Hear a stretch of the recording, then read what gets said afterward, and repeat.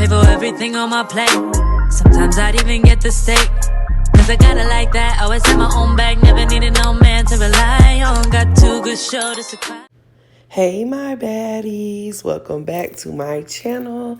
In today's video, guys, we are doing another keto friendly recipe. In today's recipe, we are going to be doing a stuffed smoked turkey leg. Oh my gosh, just talking about it was so good. So I just want to, before we get fully into this recipe, you guys, go ahead and ask you guys to subscribe to my channel. If you haven't subscribed, there's no need to wait. Hit that subscribe button and notification bell so you will not miss a video, y'all. All right, so let's jump right into this. So you want to go ahead and take the turkey leg out of the packaging. I got it from Walmart. It was about $6 for this turkey leg. Then you want to go ahead and flip it on both sides as you put seasonings of your liking on both sides. I put garlic pepper, onion pepper, I'm saying pepper instead of powder, sorry, and a little bit of Slap Your Mama complete seasoning, and then I drizzled some olive oil on top. But like I said, go ahead and season it with whatever you like, and then make sure you wrap it up in foil, and then you're going to put this in the oven. I put it in the oven at 400 degrees for 2 hours. Now, these sausages, what am I talking about, guys? I'm all over the place. These turkey legs are pre-cooked, but you want to cook them longer so that the meat shreds. All right, so after that was in the oven for about a good 2 hours, I went ahead and started prepping my cauliflower. We are stuffing this turkey with some good old cauliflower mac and cheese. So I decided I wanted to use a fresh one for this recipe because the frozen cauliflower does tend to have a lot of moisture in it, and it gets a little mushy faster. So I wanted to hold up a good texture or good volume on the cauliflower. So that's why I went ahead and used the fresh one. So what I'm going to do is take about half of the cauliflower because I am making this just for myself. And I'm going to go ahead and cube this up or slice this up into some just random odd looking shapes to kind of try to mimic a noodle or elbow noodle. You want to keep them in some bigger sized chunks. You don't want to cut it down too small because they will turn mushy when cooking. So here I am just, chopping up about, like I said, about half of the head. If you're going to make a few of these stuffed turkey legs, you can go ahead and chop up the whole thing. I would say the whole head of cauliflower could probably stuff 2 to 3 turkeys. So that's the cauliflower, and here's the turkey leg coming out the oven. I went ahead and sliced it down the middle, and look how the meat is just shredding and falling down. So this is how I cut it open. I had to take a fork so I could separate from the tendons, some of the meat from the tendons, and just get it opened up a little bit because you want to give it that stuffed look effect. Now, as I'm doing this, I do have my water boiling because I am going to quickly go ahead and put in the cauliflower into the boiling water, and I'm going to boil it for about 5 to 8 minutes because I do not want it to get too soft when boiling it. I still want my cauliflower to have a nice little bit of texture or thickness or crunchiness, you may say, but it's not too crunchy, just enough to give it like a bite, like you're biting into a noodle and not into like a soft vegetable.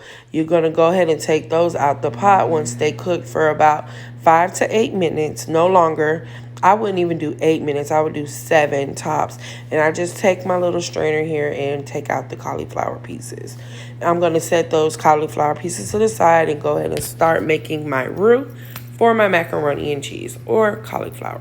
Go ahead and melt you in. I did 2 tablespoons of butter or 2 teaspoons of butter, and then this bechamel cream cheese. I got a half a block of this going in.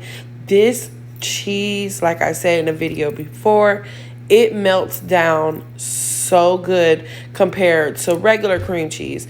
Every time I try to melt down regular cream cheese, I always have these little clumps still in my cream cheese. With this bechamel cream type cheese, it just really softens and breaks down so good. You'll see here as I'm whisking it with a fork, it easily breaks apart and smooths out with the heavy whipping cream. So you want to add I added about a little less than half a cup of heavy whipping cream. You can do a full cup if you're going to be doing a large amount. You know what I'm saying? Measure to your liking and to how many people you're serving. This is just a one person serving for here. So once I get that all mixed in and incorporated, get that cheese smoothed out, I'm going to go ahead and add in some of my shredded cheeses. I'm going to use this Gruyere cheese again. Gruyere and Swiss. I'm going to use a little bit of that because I do like the little bit of funkiness it gives. And then I'm going to go ahead. I went and got these cheese crumbles. I thought that they would melt easier and leave a little thickness more than shredded cheese. So I went ahead and added that. Then I'm going to add an extra black pepper to give it some taste and then a little bit of salt. I finally ran out of my pink Himalayan salt, so I have to get some more.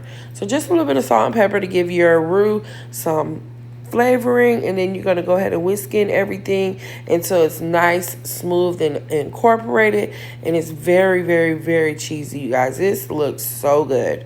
After this is all incorporated, I'm going to go ahead and throw in the cauliflower and fold that in. So my cheese didn't fully melt all the way smoothly through before folding it in, but as you can see, it does have a nice, good string pull, and that's okay because this is going to be going in the oven to be baked again, so all the cheese will melt. So you just want to fold in the cauliflower into your roux sauce, and it's already starting to look like a macaroni and cheese to me. It looks so good. Now what we're going to go is take our turkey leg that we have bust open over here. It looks crazy. It looks like I just shredded it and I'm throwing this on top, but what I'm actually going to do is take some of the meat pieces and lay it right back on top of the macaroni, so it gives it that stuffed turkey look. This came out so good, you guys. I'm just, my mouth watering talking about it, doing the voiceover. But of course you want to go ahead and take your sharp cheddar, shredded cheese, or whatever shredded cheese blend that you like. You want to go ahead and put that over the cauliflower. Place your pieces of turkey back on top so that your turkey leg does give that stuffed look like this. Then you're going to want to go ahead and put that back in the oven. Let that bake for another 10 to 15 minutes till it gets nice and golden crispy like this. And of course, I'm going to top it off with some green onion, you guys. This was so good. Let me know down in the comments below if you guys are going to try this recipe out. Okay, baddies. Y'all, I'm impressed that I was able to pick this thing up with these 2 spatulas and got it on the plate looking still stuffed. It looks so freaking good. Mind you, I'm not gonna eat the whole thing for dinner, but I'm gonna try it for y'all, and I'm gonna eat half of this thing for dinner and probably the other half for tomorrow. I want a piece of this green onion. So I'm gonna take a bite of the piece that fell off on the side. Still cheesy.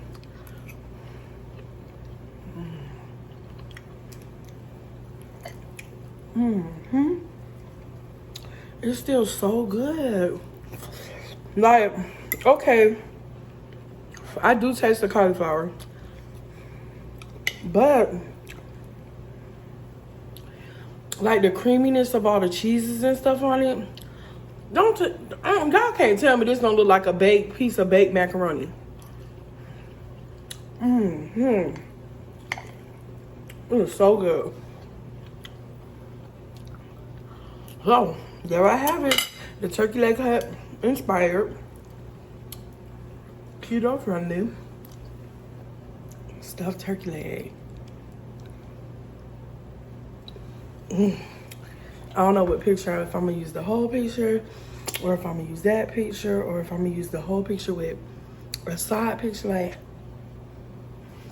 I don't know what I'm gonna do for the thumbnail, but it's gonna be good. Guys, this is so good. And the animals just staring at me. I ain't getting none. Anyways, I hope you guys like and enjoyed this recipe. Don't forget to like and share this video with everybody. Until next time, bye. Everything on my plate. Sometimes I'd even get the steak. Cause I got it like that. Always have my own bag. Never needed no man to rely on. Got 2 good shoulders.